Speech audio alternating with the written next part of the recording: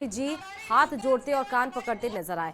12 नगर परिषद सभागार में जनसुनवाई। छात्रा दामिनी हाड़ा भी शिक्षा मंत्री के सामने सरकारी स्कूलों की समस्या लेकर पहुंची।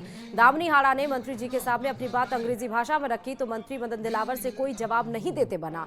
शिक्षा मंत्री दिलावर छात्रा से कहे कि आप हिंदी में बोलिए। छात्रा फिर अंग्रेजी में ही अपनी बात रखी तो मंत्री ने छात्रा के सामने हाथ जोड़े और कान पकड़कर हिंदी भाषा में बात करने का आग्रह किया। आज जन सुनवाई थी जहां हमारे माननीय शिक्षा मंत्री आए थे। जब मुझे पता लगा तो मैं भी आई थी।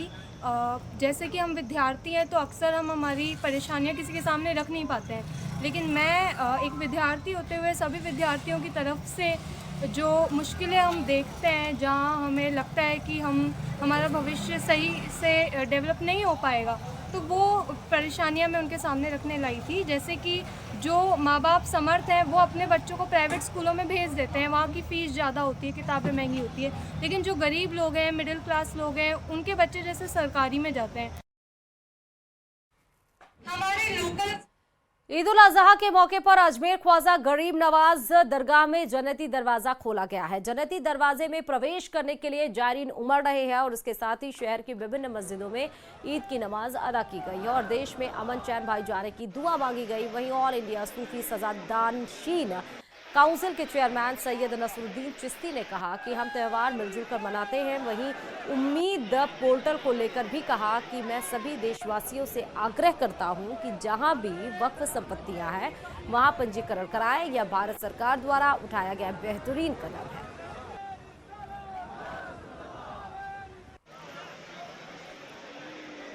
वक्फ बिल को लेकर तो सुप्रीम कोर्ट में है, उसको टीआई को लेकर पेंडिंग है इंटरिम रिलीफ के लिए, लेकिन हाँ कल जो रजिस्ट्रेशन के लिए जो पोर्टल लॉन्च किया गया माइनॉरिटी मिनिस्ट्री, तो मैं तो देशवासियों को कहूंगा जहां जहां पर भी वक्फ की प्रॉपर्टीज हैं उसका रजिस्ट्रेशन कराएं।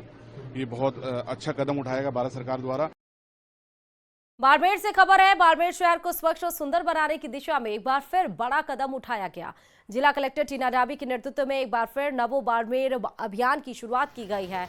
इस अभियान का शुभारंभ खुद कलेक्टर डाबी ने झाड़ू लगाकर किया है। उनके साथ प्रशासनिक अधिकारियों की पूरी टीम भी झाड़ू लेकर सफाई अभियान में शामिल हुई। यह सफाई अभियान पूरे जून महीने तक चलेगा और शहर के अलग अलग वार्डों में चरणबद्ध तरीके से सफाई कार्य किया जाएगा। स्थानीय नागरिकों ने भी इस पहल में भागीदारी निभाते हुए अभियान से जुड़ने की शुरुआत कर दी है। जिला कलेक्टर टीना डाबी ने कहा, राजस्थान के मुख्यमंत्री का संदेश है कि हमें पानी की बचत के साथ पर्यावरण और सफाई पर विशेष ध्यान देना होगा और इसी को लेकर बाड़मेर में यह अभियान चलाया गया ताकि शहर में स्वच्छ और सुंदर दिखे और हमारे शहर को साफ सुथरा और स्वच्छ बनाए रखने के लिए आम जनता भी सहयोग कर रही है।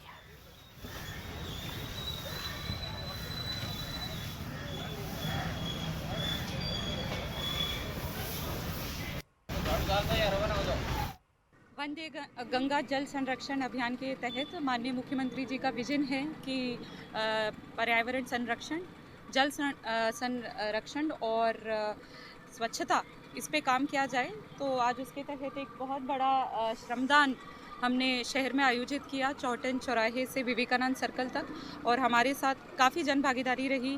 करीब 300 लोग अलग अलग संगठनों के, जैसे तनूर डिफेंस एकेडमी, कॉलेज के एनसीसी और केमिस्ट एसोसिएशन ने आज हमारे साथ पूरे श्रमदान में भाग लिया है और अभी भी काम जारी है। सुबह 6:30 बजे से हमने स्टार्ट किया था और अभी 2-3 घंटा और लगेगा।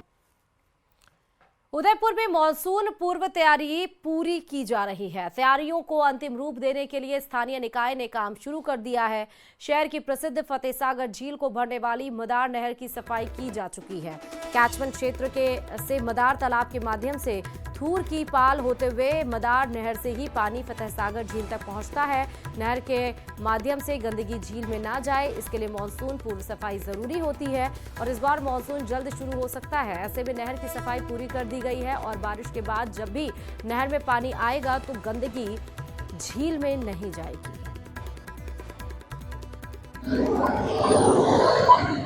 प्रदेश में मानसून अब दस्तक देने को है। ऐसे में उदयपुर में भी स्थानीय निकायों ने मानसून से पहले की तैयारियों को अंतिम रूप देना शुरू कर दिया है। हम इस समय मदार नहर का रियलिटी चेक करने पहुंचे हैं। मदार नहर वो महत्वपूर्ण नहर है जो कि कैचमेंट एरिया से आने वाले पानी को फतेह सागर झील तक पहुंचाती है। तस्वीरें आप देखिए कि ये मदार लिंक नहर है ये नहर मदार तालाब से थूर की पाल होते हुए जो कैचमेंट एरिया का जो पानी है वो इसी मदार नहर के मार्फत फतेह सागर झील तक पहुंचता है। आप देखिए कि स्थानीय निकाय द्वारा कुछ तैयारियां यहाँ पर की गई है। ये नहर जो कि यहाँ पर गंदगी अटी रहती है, फिलहाल यहाँ पर आप सफाई देख सकते हैं, सफाई यहाँ पर की हुई है। और इसके सिमिलर, क्योंकि आसपास रिहायशी कॉलोनी है, इसके अंदर गंदा पानी ना जाए, आप देखिए कि ये एक बेहतरीन व्यवस्था की है। सिमिलर एक गंदे पानी का नाला जो है वो यहाँ पर बनाया गया ताकि सीवरेज का जो पानी है वो आसपास की कॉलोनियों का, क्योंकि ये देखिए ये रिहायशी कॉलोनी पूरी नहर के आसपास जो है वो रिहायशी कॉलोनी है, तो ये गटर का पानी, सीवरेज का पानी जो है वो नहर के अंदर ना गिरे और जो बारिश का जो पानी आया उससे फतेह सागर झील में ना जाए, उसके लिए स्थानीय निकाय द्वारा ये एक व्यवस्था पहले से की गई है। ये वास्तव में एक अच्छी व्यवस्था है, क्योंकि सीवरेज का पानी झीलों में मिलने की एक बड़ी समस्या लंबे समय से बनी हुई है। तो पूरे शहर में अगर हम बात करेंगे तो कई जगहों पर स्थानीय निकाय द्वारा व्यवस्थाएं की जा रही है, जल भराव की समस्याओं से निजात मिले इसके लिए भी प्रयास किए जा रहे हैं। हालांकि उदयपुर एक ऐसा शहर है जहां पर जल भराव होता है तो थोड़ी ही देर में जो पानी जमा होता है वो फिर से निकल जाता है, तो बहुत ज्यादा समस्याएं सिर्फ बारिश जिस समय चलती होती है उसी समय देखने को मिलती है, लेकिन पानी जो है वो जल्दी जल भराव जिस जगह होता है वहां से खाली हो जाता है। फिलहाल आप मदार नहर की स्थिति देखिए कि लगभग पूरी मदार नहर को साफ कर दिया गया है। ये फतेह सागर झील तक जो कैचमेंट एरिया का जो पानी है वो पानी पहुंचाने का काम करती है। तो ये तैयारियां नगर निकाय द्वारा पहले से, स्थानीय निकाय द्वारा पहले से की जा रही है, क्योंकि मानसून अब किसी भी समय जो है वो दस्तक दे सकता है। मानसून आने से पहले स्थानीय निकाय जो है वो अपनी तैयारियां करता है और ये कुछ इसी तरह की तैयारियां हैं। बहुत महत्वपूर्ण नहर है जो कि फतेह सागर झील को भरने का काम करती है और फतेह सागर झील उदयपुर की लाइफलाइन कही जाती है। उदयपुर आने वाले पर्यटक फतेह सागर झील की पाल पर घूमना नहीं भूलते, तो वहां पर साफ पानी पहुंचे, इस नहर के मार्फत गंदगी झील तक ना पहुंचे, इसके लिए पहले से यहाँ पर प्रयास होते नजर आ रहे हैं। कपिल श्रीमाली, न्यूज 18 उदयपुर।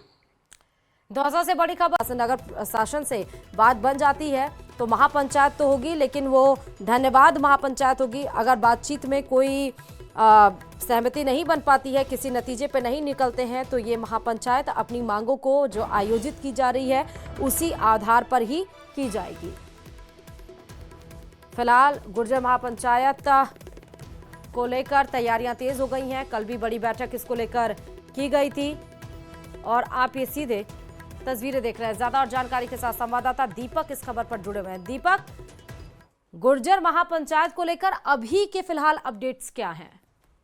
देखिए, गुर्जर महापंचायत को लेकर फिलहाल का अपडेट यह है कि आरक्षण संघर्ष समिति के अध्यक्ष विजय बैसला खुद जो शहीद स्थल के पीछे सभा स्थल जहां महापंचायत होनी है वहां निरीक्षण कर रहे हैं और वहां पर जो बैठक व्यवस्था है कल की किस तरह से रहेगी उसको लेकर के जो जिम्मेदारी दी गई है उन लोगों से बातचीत कर रहे हैं और लगातार वो कारवाड़ी, रसेरी और आसपास के जो गांव हैं वहां जनसंपर्क कर रहे हैं। जब न्यूज 18 राजस्थान ने उनसे खास बातचीत की तो उनका कहना है कि लगातार जो जनसंपर्क है समाज के अंदर वो किया गया और कल महापंचायत में बड़ी संख्या में समाज एकत्रित होगा और फैसला समाज लेगा। उन्होंने कहा कि 17 महीने निकल जाने के बाद भी हमारी जो मांग है उन पर क्रियान्वयन नहीं किया जा रहा है। उनका कहना है कि विचार एक अलग है और क्रियान्वयन एक अलग है। जब तक हमारी मांगों पर क्रियान्वयन को लेकर के कोई भी सरकार का प्रतिनिधि हमसे बात करने के लिए नहीं आएगा तब तक समाज फैसला लेगा कि करना क्या है। जब उनसे हमारी ये बात हुई कि आज ये भी बताया जा रहा है कि गृह राज्य मंत्री जवाहर सिंह बेडम के साथ में कोई बैठक होनी है, आपकी सरकार के प्रतिनिधि के तौर पर वो आएंगे और आपसे बातचीत करेंगे, तो उन्होंने ये कहा कि समाज ने उनको आमंत्रित किया है कि आप सरकार की तरफ से आएं और हमसे बातचीत करें। गाजीपुर में जो देवनारायण मंदिर है वहां पर ये बताया जा रहा है कि 2 बजे बैठक होनी है, लेकिन इस पूरे मामले में जब गृह राज्य मंत्री जवाहर सिंह बेडम से बात की गई तो उन्होंने कहा कि अभी कुछ कहा नहीं जा सकता है, इस मामले में बता दिया जाएगा। ये पूरा जो मामला है वो चल रहा है। कल महापंचायत आयोजित होनी है। विजय बैसला जो आरक्षण संघर्ष समिति के अध्यक्ष हैं उन्होंने कहा कि महापंचायत तो होगी, अगर सरकार हमारी मांगों पर क्रियान्वयन करती है तो इस महापंचायत को धन्यवाद सभा के रूप में बदल दिया जाएगा, अन्यथा ये महापंचायत होगी। बड़ी संख्या में गुर्जर समाज के लोग यहाँ पर आएंगे और फैसला लेंगे कि आगे किस तरह की रणनीति बनानी है, क्या करना है। कल 2 बजे तक का वक्त उन्होंने दिया है कि कल 10 बजे से लोगों का आना शुरू होगा। गांव जो पीलूपुरा है वहां शहीद स्थल के पीछे ठीक महापंचायत स्थल है, वहां 10 बजे के बाद लोगों का पहुंचना शुरू होगा। और उन्होंने बताया है कि 2 बजे तक का समय दिया है उन्होंने कि सरकार का कोई भी प्रतिनिधि 2 बजे तक यहाँ आए और हमसे बातचीत करे और हमारी मांगों पर किस तरह क्रियान्वयन किया जाएगा उसको लेकर के बातचीत करे। जी ठीक है दीपक, बहुत शुक्रिया तमाम जानकारी देने के लिए।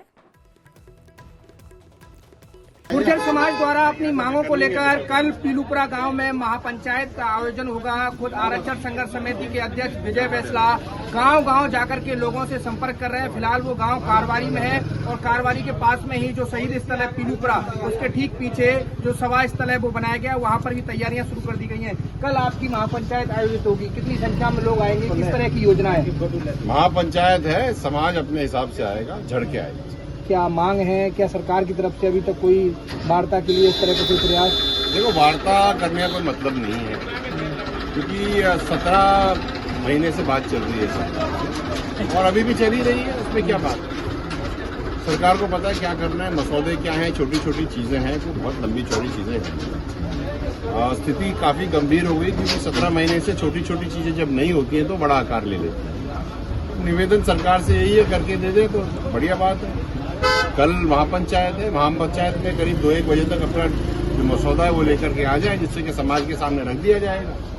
फिर समाज उन चीजों के ऊपर बैठ के मंथन करेगा, निर्णय लेगा।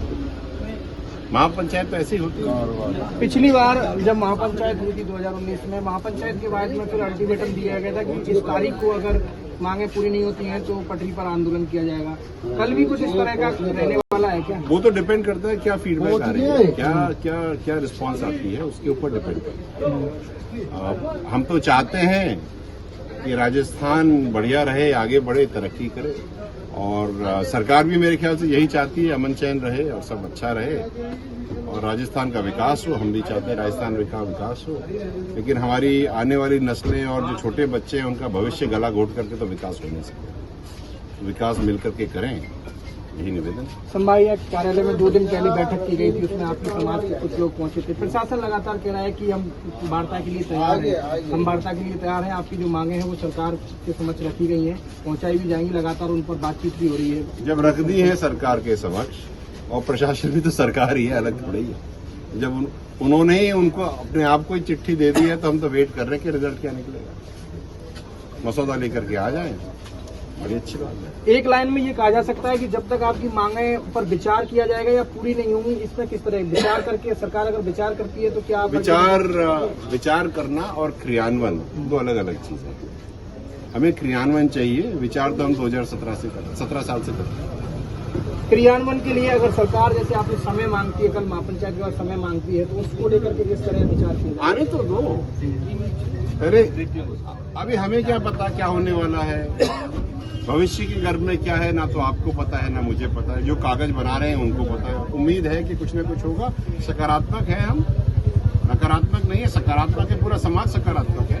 हम वेट कर रहे हैं कि आ जाए तो बहुत अच्छी बात है। इसको हम धन्यवाद पंचायत कर लेंगे, अन्यथा समाज निर्णय ले।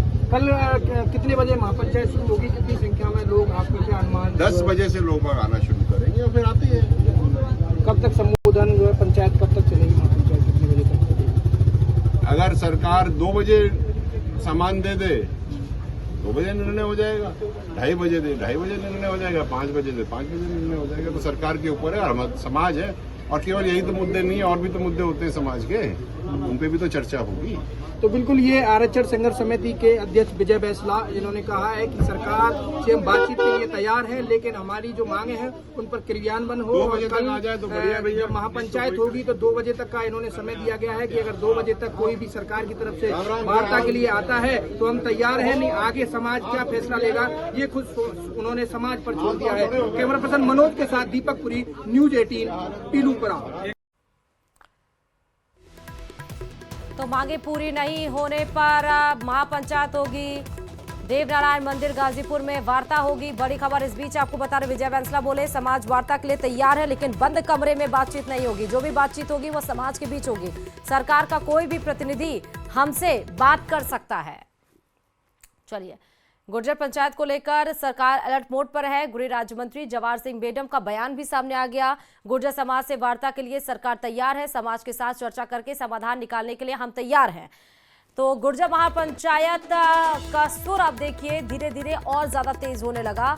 अब इस पे शासन ने तो प्रशासन ने पहले ही 2 दिन पहले ही इनको वार्ता करने का ऑफर दिया था, लेकिन विजय बैंसला जो कि अध्यक्ष हैं उन्होंने साफ तौर पर कहा था कि नहीं, बातचीत जो भी होगी वो समाज के बीच में होगी, बंद कमरे में कोई बातचीत नहीं होगी।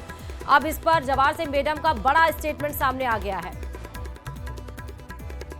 समाधान वार्ता से ही होता है, हर समस्या का समाधान भी वार्ता से ही होता है। गुर्जर संघर्ष समिति के लोगों ने कांग्रेस के शासन में कोई समझौता किया, यदि उसकी पालना में कमी खामियां हैं तो इस सरकार के स्तर पर समिति के लोगों को बैठ करके बात करनी चाहिए थी। मेरे संज्ञान में अभी तक ये नहीं आया कि संघर्ष समिति के लोगों ने एकजुट होकर के कभी सरकार से बात की हो। आंदोलन और महापंचायत तो जब करनी होती है जब सरकार आपको कोई मना कर दे। सरकार पहले दिन से ये कह रही है कि जो भी विधि सम्मत समाधान होंगे उन समस्याओं का समाधान करने के लिए हम तत्पर हैं। आइए, आपका प्रतिनिधिमंडल बैठिए, हम सरकार के लोगों को बैठाएंगे और आपस में चर्चा करके उसका जो भी विधि सम्मत समाधान है वो निकालने के लिए हमेशा तैयार है। जब सरकार तैयार ही है तो मैं नहीं समझता कि समाज के लोगों को धूप में बैठा करके और उनका आर्थिक नुकसान करके फिर भी वार्ता की टेबल पर ही आना पड़े। तो पहले ही जब सरकार कह रही है तो समाज के लोगों को आह्वान कर दीजिए कि भाई सरकार ने बुला लिया है, हम वार्ता कर रहे हैं और समाज के हित में बात करेंगे और सरकार विधि सम्मत कार्रवाई करेगी। बात श्रीगंगानगर से